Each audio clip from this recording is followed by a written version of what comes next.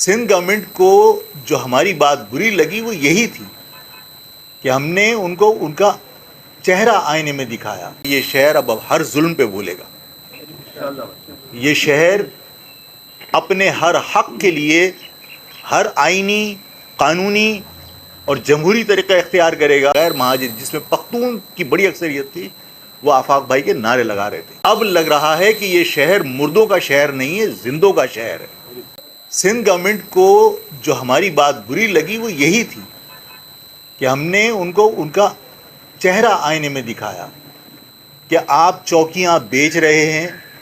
آپ ڈمپر سے اور واٹر ٹینکر سے پیسے وصول کر رہے ہیں اور انہیں دن کے اوقات میں آپ ڈمپرز کو اور ہیوی ٹریفک کو شہر میں داخلے کی اجازت دے رہے ہیں. آپ نے چوکیاں بیچی ہوئی ہیں. وہ چوکیوں پر جو تعینات پولیس والے ہیں انہوں نے وہ پیسے جو ٹھیکے پر چوکیاں اٹھائی ہیں وہ دینے ہیں، تو ظاہر ہے کہ وہ لوگوں سے وصول کرتے ہیں. اور کسی ڈمپر کے ڈرائیور کا انٹرویو سوشل میڈیا پہ چل رہا ہے کہ وہ 7,000 روپے فی ٹرپ دیتا ہے اور دن میں 2 ٹرپ لگاتا ہے اس شہر کے یعنی مال کی ترسیل کے لیے. اگر 14,000 روپے فی ڈمپر دے رہا ہے تو ظاہر ہے کہ اگر ہم نے دن میں ڈمپر روکنے کی بات کی ہے تو برا تو لگے گا. اور اس نتیجے میں ظاہر ہے کہ آفاق احمد گرفتار کر لیے گئے اور بڑے اردو میں کیا کہتے ہیں تم تراق کے ساتھ یہ کہا گیا کہ کوئی بھی اب کرے گا تو وہ اس کو ہم اسی طرح بند کریں گے. بات یہ ہے کہ جس طرح سندھ گورنمنٹ نے بہت عجلت کا مظاہرہ کیا اور بہت مطلب انہوں نے اپنے طور پر تو ایک طریقے سے بہت ایفیشینسی شو کی کہ صاحب آپ ایف آئی آر کٹی، اور آپ نے ایف آئی آر تو آپ نے مطالبے پہ کاٹی تھی کہ ڈمپر مافیا نے آپ کو کہا کہ آفاق احمد کی اگر ایف آئی آر نہیں کاٹی اور گرفتار نہیں کیا تو ہم ڈمپر مافیا کے لوگ ہڑتال کر دیں گے. تو اس مطالبے کے اوپر آپ نے ایف آئی آر بھی لانچ کی، دہشت گردی کی دفعات بھی لگائیں اور آپ نے گرفتار بھی کر لیا. میں نے آپ سے کہا کہ مجھے جب میں جیل میں تھا تو جیل میں مجھے اے ٹی سی کی عدالت میں 2 مرتبہ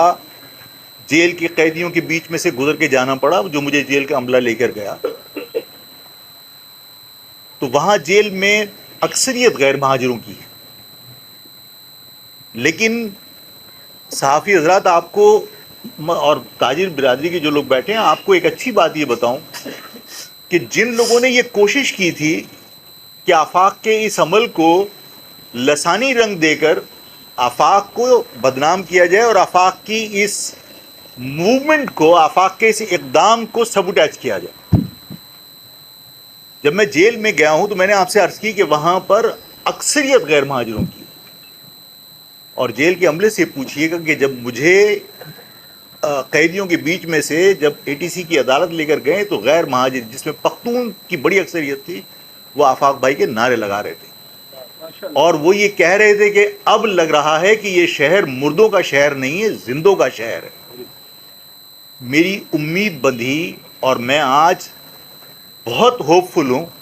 کہ یہ شہر جس کے بارے میں لوگوں نے یہ فیصلہ کر لیا تھا کہ یہ شہر اب ظلم خاموشی سے برداشت کرے گا، میں یقین دلاتا ہوں کہ یہ شہر اب ہر ظلم پہ بولے گا. یہ شہر اپنے ہر حق کے لیے ہر آئینی، قانونی اور جمہوری طریقہ اختیار کرے گا جو میرے قوم کے بچوں کے بہتر مستقبل کے لیے ضروری ہوگا. ہم ہر آئینی، قانونی اور جمہوری طریقہ اختیار کریں گے اس شہر میں اپنے بچوں کی جانیں بچانے کے لیے، اپنے بچوں کی تعلیم بچانے کے لیے.